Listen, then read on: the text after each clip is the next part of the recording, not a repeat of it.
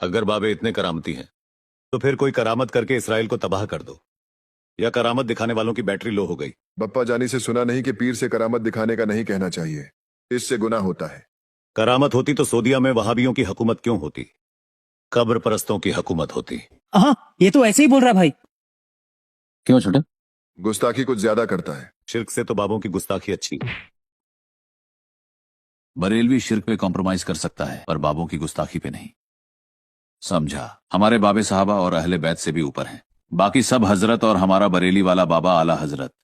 आज अगर रबीउल गौस का पहला दिन ना होता ना, तो फैजाने मदीना में सारे मुरीद इसकी बोटियों से डिनर करते।